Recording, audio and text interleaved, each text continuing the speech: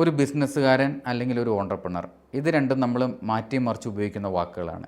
ഇത് രണ്ടും തമ്മിൽ ചെറിയ വ്യത്യാസമുണ്ട്. അതെന്താണെന്ന് നമുക്കൊന്ന് നോക്കാം.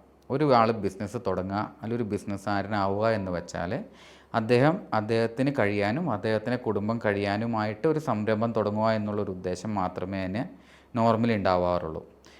അത് ചെറിയ ചെറിയ കടകളാകാം, ചെറിയ ചെറിയ ബിസിനസ്സാവാം. അതുകൊണ്ട് കൂടുതൽ പേർക്ക് ജോലി, വേറൊരു ഉദ്ദേശങ്ങളും അവർക്കുണ്ടാവില്ല. എന്നാൽ ഒരു ഓൺട്രപ്രണർ അല്ലെങ്കിൽ ഒരു ഓൺട്രപ്രണർഷിപ്പ് തുടങ്ങുക എന്ന് പറഞ്ഞാൽ ഒബ്വിയസ്ലി അദ്ദേഹത്തിന് കുടുംബം നോക്കുക, കുടുംബം കഴിയുക, അദ്ദേഹത്തിൻ്റെ കാര്യങ്ങൾ നടത്തുക എന്നുള്ളൊരു ഉദ്ദേശം ഉണ്ടാകും. അതിൻ്റെ കൂടെ തന്നെ ഒരു വാല്യൂ ക്രിയേഷൻ, അതുകൊണ്ട് മറ്റുള്ളവർക്ക് ഗുണം, സമൂഹത്തിന് ഗുണം, കുറേ പേർക്ക് ജോലി കൊടുക്കുക, അങ്ങനെയുള്ള മറ്റു പല കാര്യങ്ങളും ഒരു ബിസിനസ്സിൻ്റെ കൂടെ കൂട്ടിച്ചേർത്ത് തുടങ്ങുന്നതിന്. അപ്പോൾ അതിനെ സ്കെയിൽ ചെയ്യാനായിട്ട് വലുതാക്കാനുള്ള ശ്രമങ്ങൾ, വലിയ വലിയ സ്വപ്നങ്ങൾ, അതിലേക്ക് പോകുന്നൊരു വ്യക്തിനെയാണ് നമുക്കൊരു ഓൺട്രപ്രണർ എന്ന് വിളിക്കാനും ഒരു ഓൺട്രപ്രണർഷിപ്പ് എന്ന് അദ്ദേഹം തുടങ്ങുന്ന സംരംഭത്തെ വിളിക്കാനും ശ്രമിക്കുക.